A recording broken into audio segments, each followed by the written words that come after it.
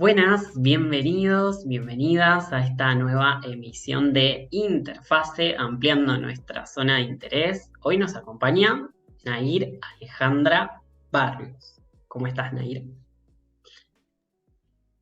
Hola Sebas, hola a todos, ¿cómo están? Bueno, nos encontramos nuevamente por acá después de un poquito más de 4 años. Capaz que alguno vio aquella entrevista de por ahí el 15 de octubre del 2019. Han pasado un par de días, porque bueno, hoy que estamos grabando, que es 1 de diciembre del 2023, pasaron unos 1508 días de aquella entrevista y donde hablamos un poquito del autoaprendizaje y bueno, hoy vamos a retomar algunos conceptos de aquella entrevista porque obviamente se mejoran los conceptos, se actualizan, hay más profundidad para compartir en este espacio y bueno, para ampliar el área de interés. Así que bueno, un poco vamos a partir de esta diferencia que un poco nos la planteábamos allá en el 2019 en relación a la educación, esto que está muy también de moda del ser autodidacta, ¿no? Y esto de el autoaprendizaje que traemos, ¿no? De alguna manera. Entonces, si vos pudieras abrirnos esas diferencias hoy, actualmente, ¿no? En relación a la educación, el ser autodidacta y el autoaprendizaje, ¿qué nos podrías decir? Bueno, en esta definición del concepto de autoaprendizaje que estamos construyendo en la, en la experiencia de diferenciar cómo es ese proceso de autoaprendizaje, de justamente esto que decías, la educación es más lo que el individuo, mm, digamos, recibe en su relación o en su vínculo con una institución, por ejemplo. ¿Sí? Entonces voy a la facultad para educarme en X, ¿no? A un espacio de aprendizaje. Voy a educarme, ¿sí? A recibir la lógica de un diseño y la totalidad de sus circuitos. ¿Sí? Voy a absorber eso, a tomar de esa institución que tiene una experiencia, o puede ser una institución o puede ser algo Claro, eso te iba a menos preguntar, aparatoso, menos formal. porque, o sea, una institución necesariamente puede ser la que esté a cargo de la educación o puede ser un ámbito específico, ¿no? O sea, ¿cómo sería eso? Porque entiendo que también ahí creo que nos interpela esto de la delimitación, ¿no? Porque un ámbito también nos habla de que hay una delimitación, ¿no? Me parece, en ese sentido. Claro, yo ahí estaría lo que estoy definiendo es lo que ocurre en la relación del individuo eh, con ese ámbito, ¿no? Pero como esto es más visible, entiendo cuando se nombra, por ejemplo, una institución educativa. Esa institución puede ser la familia, es el ámbito familiar, ¿no? Entonces, bueno, por eso decía, puede ser algo como súper formal y estructurado, con su currícula, con sus sistemas de evaluación y títulos y demás, o puede ser un ámbito tan asequible a cualquiera en su experiencia como la familia. Eso es un ámbito educativo, ¿sí? Como por ahí sería el aspecto de lo que hablaba de educación, ¿no? Lo que recibo de esa relación me educa, me da esa posibilidad de administrar un modelo específico porque me brinda el acceso a la totalidad de sus circuitos, ¿no? Entonces es como un ámbito específico. Luego podríamos decir que el autodidacta es más una relación conmigo mismo, con mis propios intereses, con recursos que voy a seleccionar yo mismo, que, que tienen más que ver con el ejercicio de una responsabilidad y de una administración que no es igual a la que tengo cuando me vinculo con ese ámbito, ¿no? Que es más como en subrogación, podríamos decir, a lo que me emite ese contexto, ¿no? Ese ámbito específico, por ejemplo, la familia, por ejemplo, la facultad, cualquier ámbito justamente donde se produzca la educación, ¿no? Formal o informalmente se está produciendo. El autodidacta es más una relación con mis propios intereses. Bien. Ahí entra eh, el sujeto, ¿no? El sujeto eh, con su enfoque, con su área de interés, como bien decís, eh, con esto que podemos decir me llamó la atención, ¿no? Y ese me llama la atención me despierta para que profundice, para que busque, eh, porque, me surgió una duda, me surgió una pregunta, ¿no? Y voy a ir a buscar eso, voy a ir a indagar, a- a recolectar información, ¿no? Eh, y a construirme eh, em, ¿cómo decir? Una explicación o una respuesta en relación a ese tema. Pero eso es, Claro, claro, pero eso es como lo hago quizá buscando un material que puede ser dado por un otro, ¿sí? O dado, como recién decías, en un ámbito específico, eh, en una institución determinada, ¿no?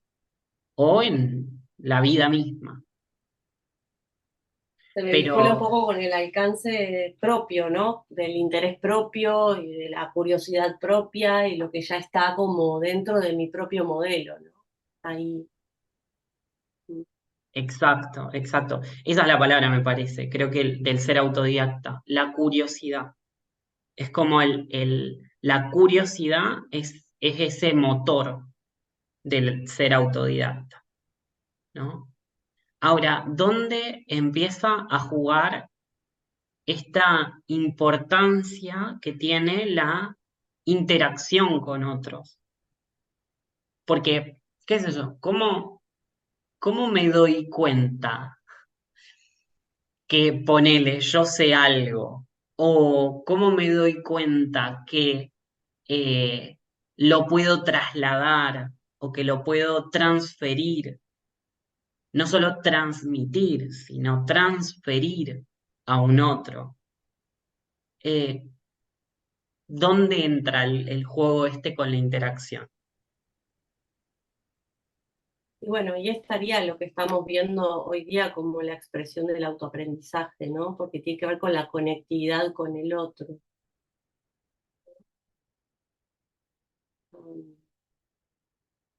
Es de por sí un proceso interactivo, ¿no? Que donde, por ejemplo, en esto del aprendizaje, el poder, como decías, expresar ese conocimiento, reflexionar acerca de ese aprendizaje, implementar en algunos casos, que es indispensable para poder eh, eh, completar ese proceso, mismo el poder reflexionar, el poder cuestionar, ¿sí?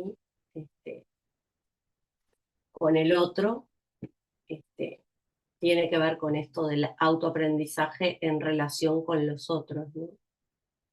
Que requiere de un ámbito específico y obviamente de un interés propio, de esa motivación propia, de esa autonomía, de ese ser autodidacta, ¿no? Que despliega una serie de recursos ahí, ¿sí? No es lo mismo el alumno en su fase autodidacta que el alumno en su fase de recepción, y todas son válidas, son posiciones de crecimiento de ese alumno, ¿no?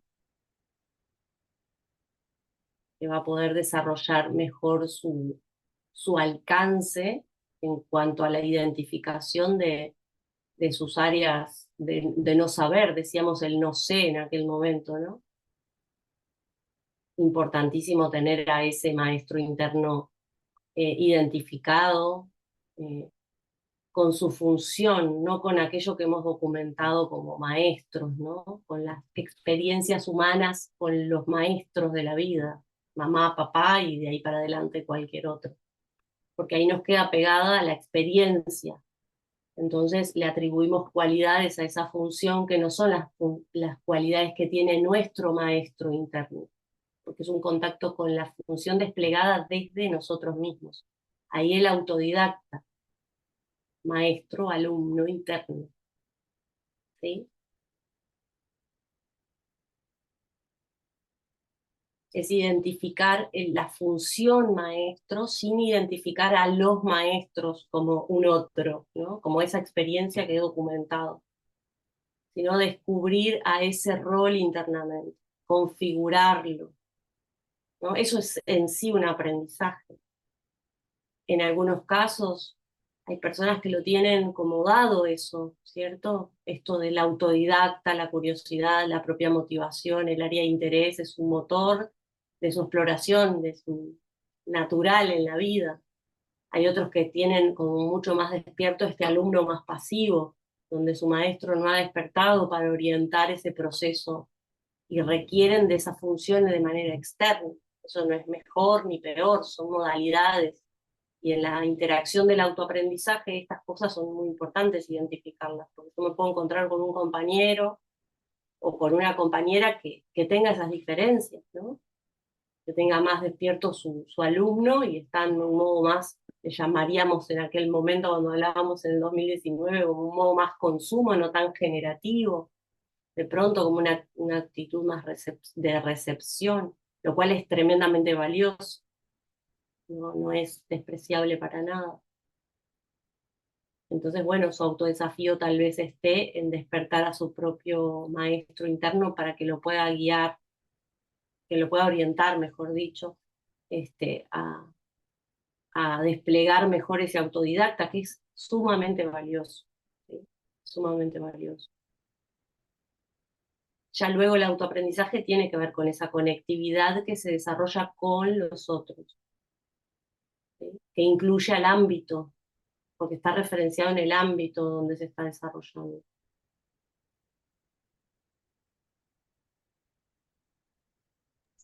Esto que traes de las funciones, ¿no? Función maestro, función alumno como interno, eh, te escuchaba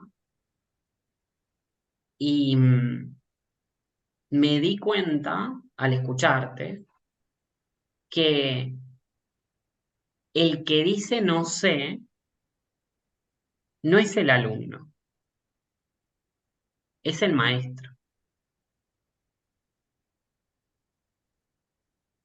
¿Por qué? Porque el maestro es certeza, o sea, tiene su área de, mm, de saber, si se quiere, es como una especie de almacén de respuestas, ese maestro, es un reservorio de respuestas, ¿no?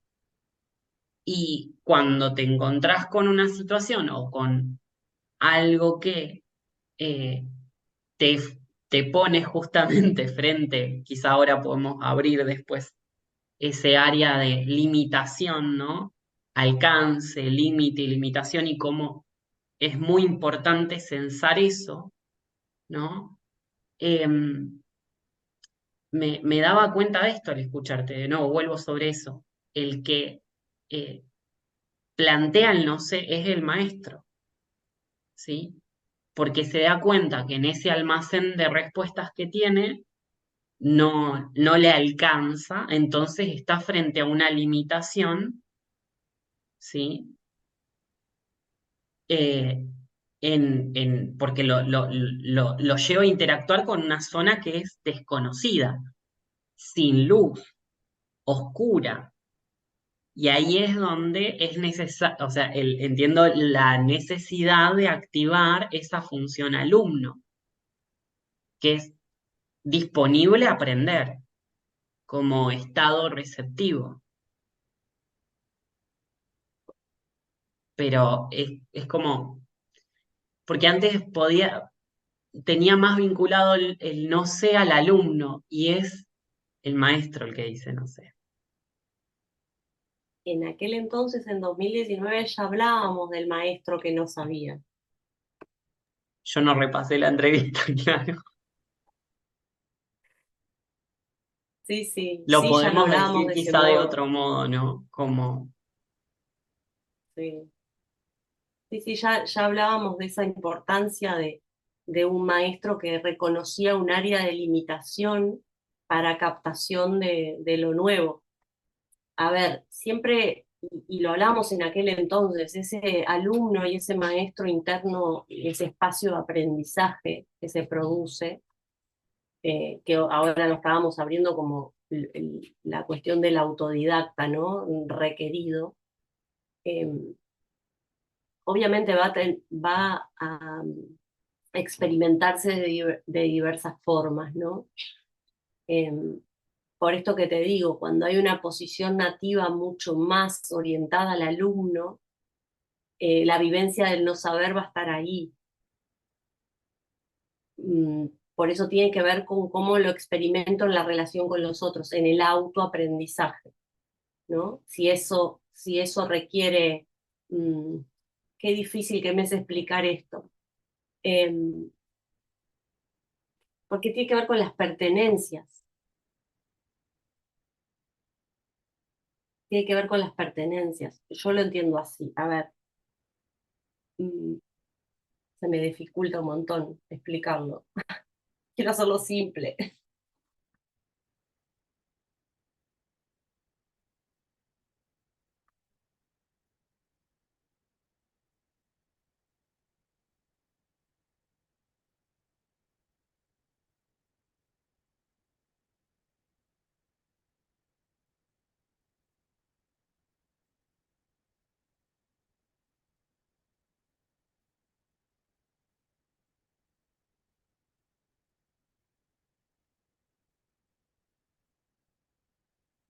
En estado de no sé.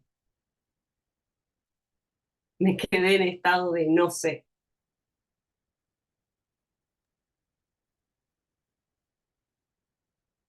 ese estado de no sé, eh, es como el punto donde nos encontramos con una cierta limitación, ¿no? De nuevo, volver sobre eso, ¿sí? Limitación. Hay una zona donde yo tengo alcance y hay una zona que me encuentro con que ya no tengo un alcance, tengo una limitación. Y esa limitación es porque em, estoy entrando en una zona que aún no he codificado.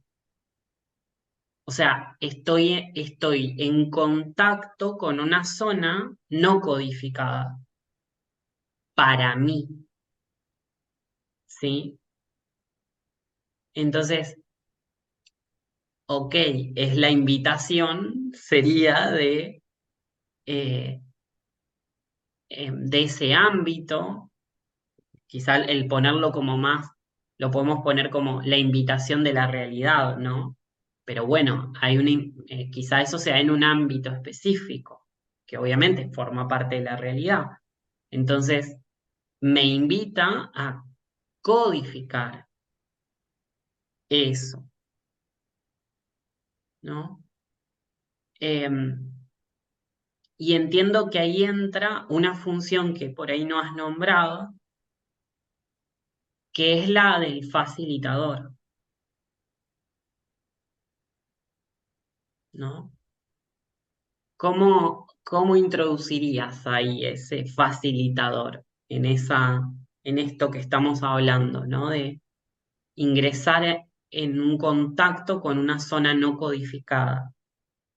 Yo entiendo al facilitador como el que está propiciando eh, consignas, proyectos, o sea, tiene que ver es una relación, es como, ay, es una función que se desprende de una característica del ámbito, del entorno, ¿sí? Porque no va más allá del área de conocimiento específica o de aquello que se está abordando como contenido. Lo entiendo más en esa función. Por eso es el facilitador. Facilitar esa comunicación entre eso que el alumno y el maestro desarrollan juntos. Para mí es una función distinta y la entiendo de ese modo. Tiene más que ver con el ámbito. Es el que jala lo nuevo. mm, ¿Sí? Y eso no significa saber, significa posibilitar. Y eso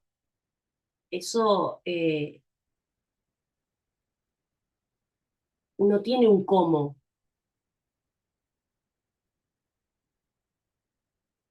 porque no es un contenido a aprender, es un proceso. Por eso el facilitador yo lo vinculo con el aprendizaje, más que con aquello que aprendo como un contenido. Es posibilitar, ¿no? Y ahí es, bueno, eh, la carencia de conocimiento formal respecto del tema, lo que claramente me está dificultando la comunicación en ese sentido. Ponele. A ver, en esto, porque esto en alguna interacción en la escuelita lo hemos eh, dicho de este modo, ¿no? En el sentido de que esa función de la facilitación lo que hace es, yo diría hoy, generar el microclima adecuado, como ese posibilitar, ¿no? Las condiciones para que esa codificación se dé, ese aprendizaje suceda. Por eso entiendo lo que estás diciendo de la función orientada a un proceso, ¿no? Eh, y en ese sentido, la función facilitador o la función de facilitación eh, justamente es las condiciones, el microclima adecuado para que esa codificación pueda acontecer, pueda suceder, pueda darse, ¿no? Y que a veces no es, eh, eso no es lineal.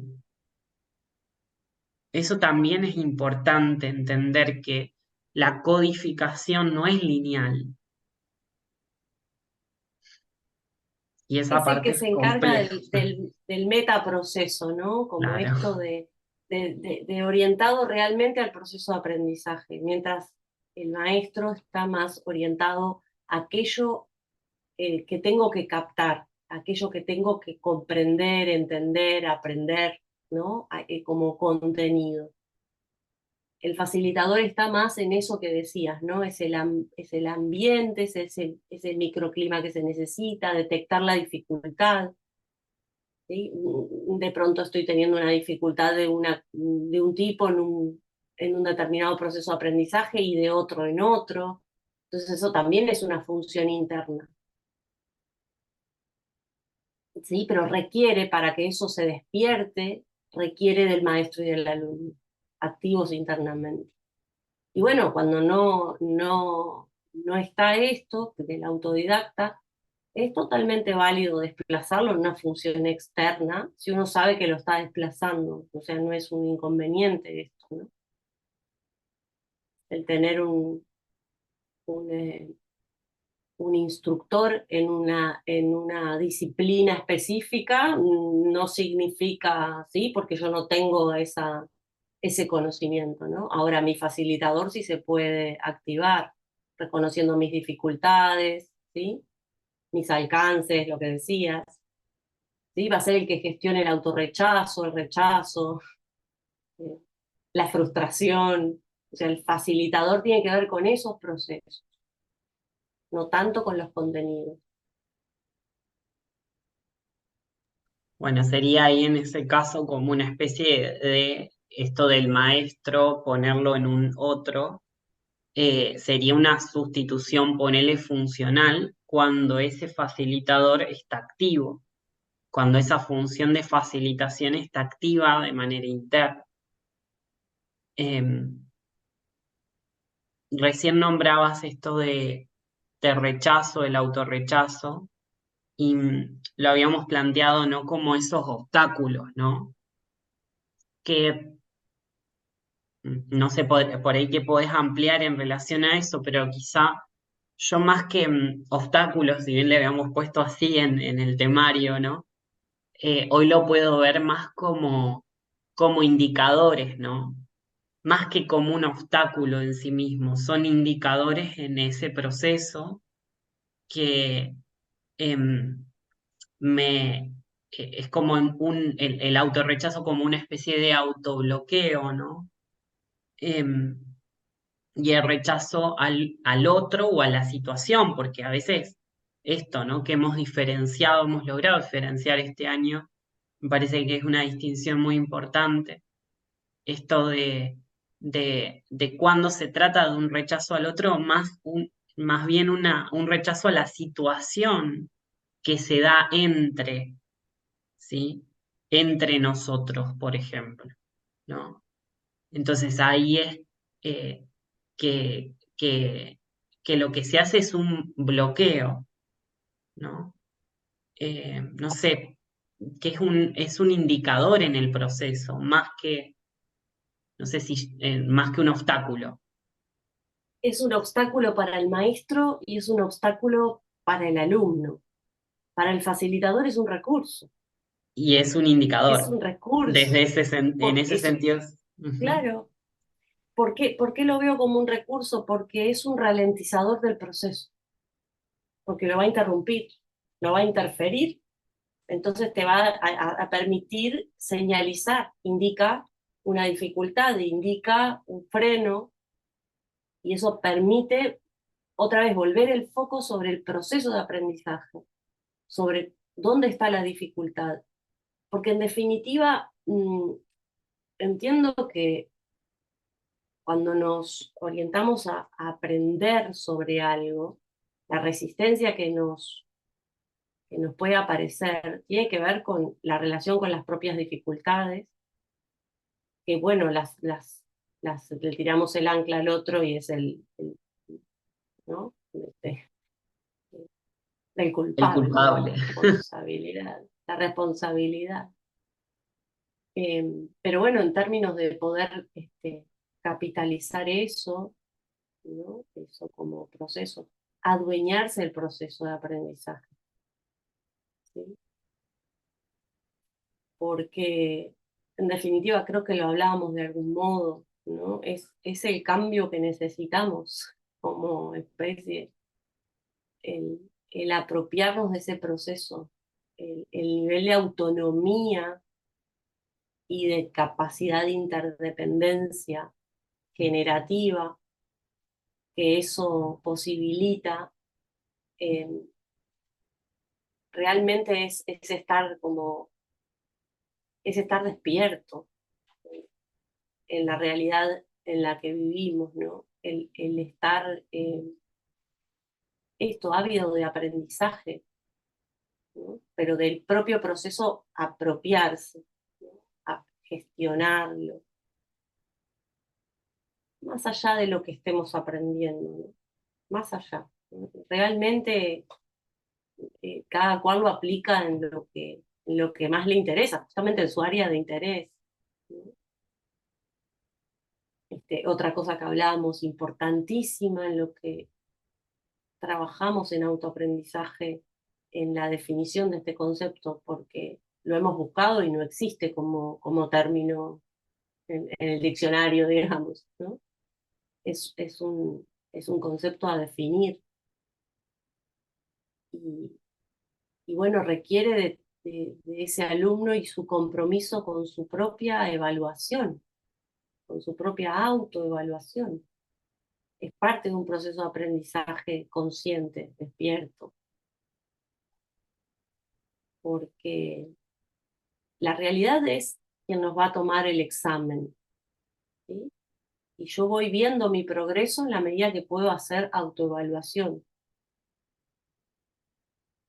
Puedo objetivar ese proceso, tomar las métricas, ¿no? Las que me respetan a mí, la que respeta mi paso, pero de una manera objetiva, ¿sí? Permitiendo que la subjetividad de mi vivencia, de lo que aprendo y lo que creo que es mi alcance y lo que creo que es mi limitación y lo que creo que tengo en el área de límite, a veces también me sorprendo de eso, ¿verdad? Mm, En ese sentido es muy importante el proceso de autoevaluación como parte del autoaprendizaje, ¿no? Porque permite desencriptar mis propios criterios, aquello a lo que le doy valor, evidenciar mi base conceptual.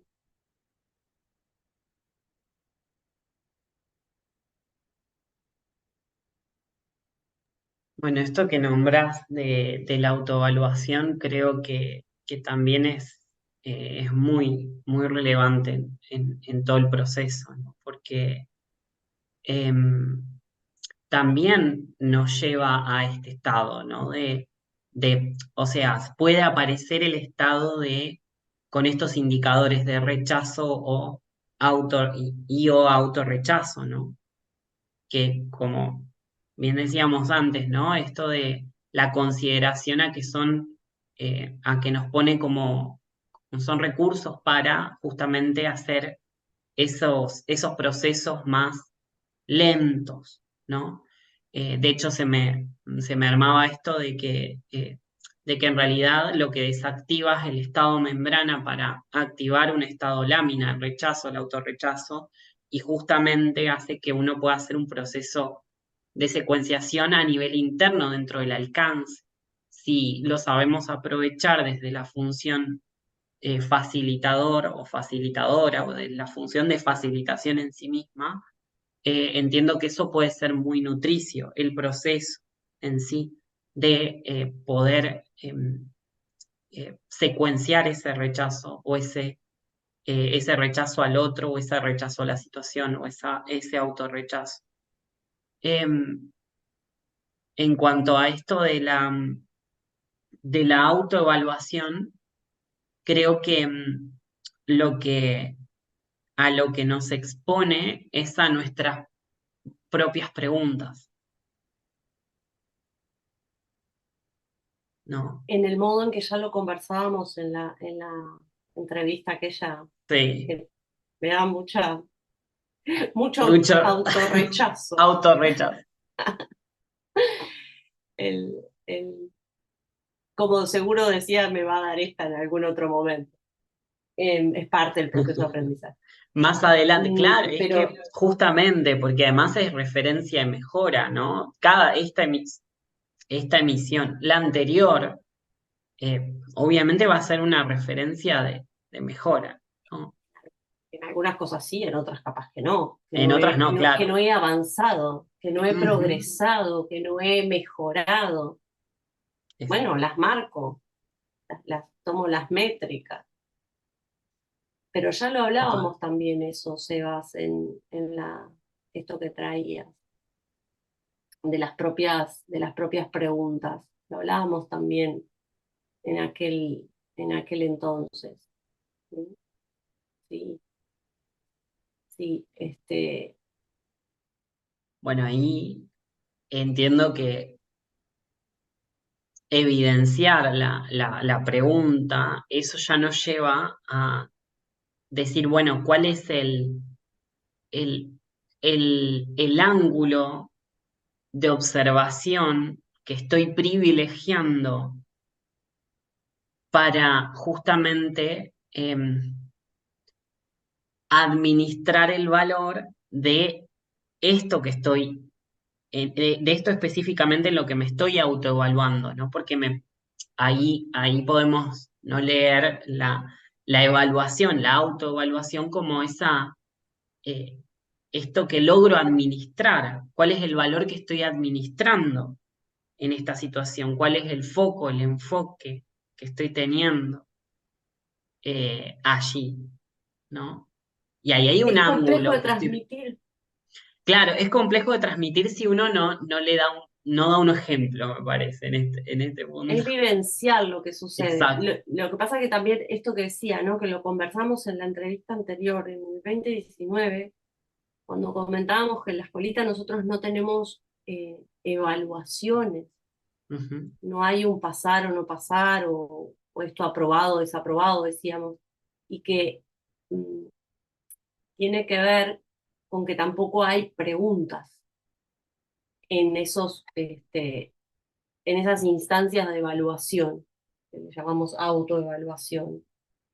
Hay espacios donde expresar la reflexión de aquello que ha sido mi experiencia en el descubrir el contenido que he aprendido, pero también cómo ha sido ese proceso, donde están mis dificultades, esto que decíamos, mi alcance, las limitaciones, el área de límite, el área que tengo que codificar todavía, cómo, cómo expreso todo esto en un espacio donde mi reflexión se pone, como decimos, ¿no? Negro sobre blanco, ¿sí? Se escribe, y eso permite entonces ir en busca después, en búsqueda de esas preguntas. Pero tiene que ver con esto, porque no son preguntas que tengan, que busquen el, la validación de un aprendizaje, porque tiene que ver con a lo que nos abocamos en la escuelita en este sentido, ¿no? No es un aprendizaje que esté escrito y entonces hay que ir a buscar una definición, aprenderla y después repetirla para tener la aprobación. Esto tiene que ver con un proceso de conciencia donde la reflexión, la conceptualización y obviamente la implementación, la experiencia, la vivencia de muchos de esos conceptos mm, que forman parte de ese proceso de aprendizaje. Las fallas, las faltas, ¿no? Entonces, en ese sentido eh, es una elección a propósito el, el no elaborar preguntas. No quiere decir que nunca lo hagamos, lo hacemos, hay instancias en las que sí se hacen preguntas específicas, porque tiene que ver con una métrica que necesita ser tomada, pero sigue siendo un proceso de autoevaluación. No es un proceso donde la pregunta se elabore para la aprobación de un otro, sino para la toma de métricas propias, incluso en ese sentido. Pero en Ujú. este otro proceso, donde no se construyen, no se reciben preguntas en forma externa, sino que se expresa la reflexión, es esto que decías de ir después en búsqueda de esas preguntas que están evidenciando esa administración del valor, del foco, ¿no? Y por lo tanto también me posibilitan evidenciar que hay estados latentes o aprendizajes que no han sido tomados también, ¿no? Los estados de valencia, vínculos entre los elementos que están ahí expresándose, que tal vez no los he podido captar, que no he podido evidenciar, que no he podido relacionar, conceptualizar, reflexionar, pero bueno, los tengo identificados también. Hay algo que me queda por aprender, ¿no? Por reconocer. Bueno, y todo esto nos lleva, sin lugar a dudas, al, a esto del metaaprendizaje, ¿no? Porque lo que se está activando en ese sentido es como eh, esa observación acerca de cómo aprendemos, cómo es que aprendo, ¿no? Eh, y si Y no qué es hay lo que esta puedo compartir secuencia, con el otro en ese proceso. claro, claro, claro, y cómo se da em,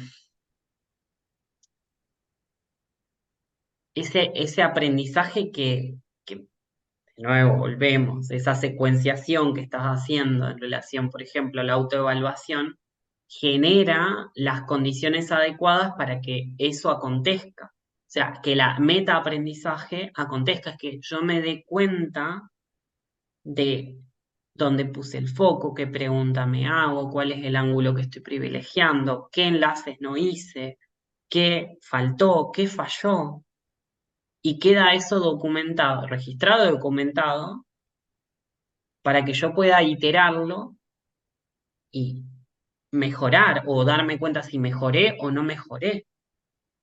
Esto que decíamos, ¿no? Respecto a la entrevista anterior, ¿se mejoró la explicación? En algunos puntos probablemente que sí, en otros probablemente que no, ¿sí? Entonces, entiendo que esas instancias de, esa instancia de autoevaluación es la que favorece al metaaprendizaje como tal. Ahora, qué importante es todo esto, y voy a traer una palabra que habíamos anotado, ¿no? Como parte del proceso para esta entrevista, que es, qué importante esto es la implementación. O sea, ¿qué rol juega la implementación en todo esto? Creo que está a la vista, ¿no? Está en todo lo que hemos dicho, pero ¿por qué es importante? No solo la interacción y la implementación, porque la implementación implica la interacción, ¿no? Bueno, ahí está esto del rol tan importante del facilitador, que es quien tiene en cuenta el ámbito. El maestro va a estar dedicado a la conceptualización, al entendimiento, a ese contenido, pero el facilitador tiene el rol específico de la implementación, ¿no? Porque justamente está atendiendo al proceso, está atendiendo al ámbito, está atendiendo lo que requiere el maestro en términos de recursos para que ese concepto sea comprendido y atiende al confort, y eso lo pongo muy entre comillas, ¿no? Al confort necesario por el alumno. ¿Por qué digo el confort y no digo lo laxo o lo tenso? Porque el confort implica al conflicto como parte del proceso, ¿no? El confort del alumno es algo que el facilitador debe procurar, en esto de propiciar, ¿no? Y la implementación es todo eso, es elegir una consigna, es elegir un proyecto, ¿sí? Es la propuesta, es la instancia de organización, qué tipo de autonomía se da. Bueno, es el que, en realidad, el que comanda el metaaprendizaje es el facilitador. Esa tercera posición que sin diferenciar las otras dos es difícil que se nos evidencie internamente, ¿no? Y que bueno, en general, en la interacción, en implementar esto, en esa interacción con los otros, lo que hacemos es como hacer juego de roles con esto, ¿no? Juego de roles, ¿no? Un rato facilitas, un rato maestro, un rato alumno, para poder diferenciar eso en esto, ¿no? En la expresión de contexto con otros, porque internamente eso no siempre queda tan claro, ¿no? Después están los inputs que para cada alumno son importantes, si hay tendencias, como decíamos cuando hablamos de la participación también, eso lo tiene que atender el facilitador para la implementación. Si es una persona que tiene, si lo estoy poniendo como un otro, ¿no? Si ese alumno es más propenso a los inputs que tienen que ver con conceptos, entonces es como que es su área de recepción, si tiene que ver más con la experiencia, entonces tiene que ver con el hacer, tiene que tener el hacer es importante para su aprendizaje. No estoy diciendo nada nuevo que no se haya seguramente teorizado en el ámbito de la educación. Si es más reflexivo su proceso, ¿no? Si es más de ensayo y error, ¿no? Si es como, por la falla aprendo. Entonces, como me equivoqué, todo lo demás empieza a activarse, ¿no? Como cometí un error, todo lo demás se activa. O es aquello de la reflexión, bueno, si nos vamos al ámbito del EGC podemos hablar traumado, traumatizado, bueno, llevarlo a otras escalas. Pero en esto, todo eso está en juego en la instancia de aprendizaje, ¿no? Todo eso se pone en juego.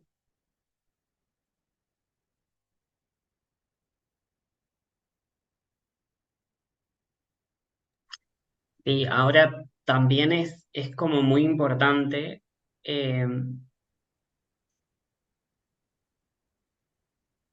el, voy a volver sobre la palabra ámbito y la delimitación, el, el marco, ¿no? De contención de ese proceso. Y ahí, o sea, obviamente ya estamos sobre el final de este espacio de interacción de diálogo que estamos teniendo, reflexivo, ¿no?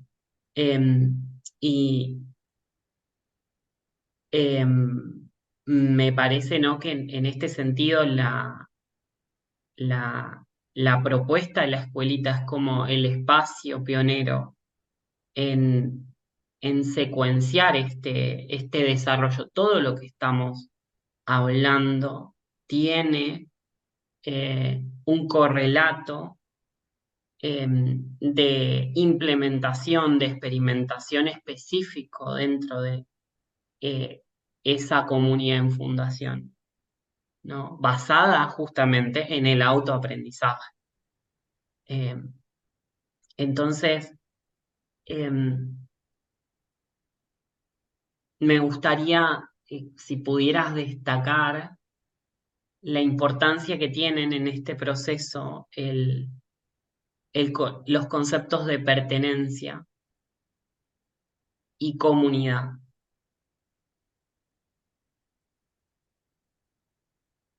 Si pudieras traer esa relevancia que tienen esos dos aspectos, ¿no? Pertenencia y comunidad. Bueno, la pertenencia a, bueno, una comunidad que se está formando indudablemente tiene la relevancia de ser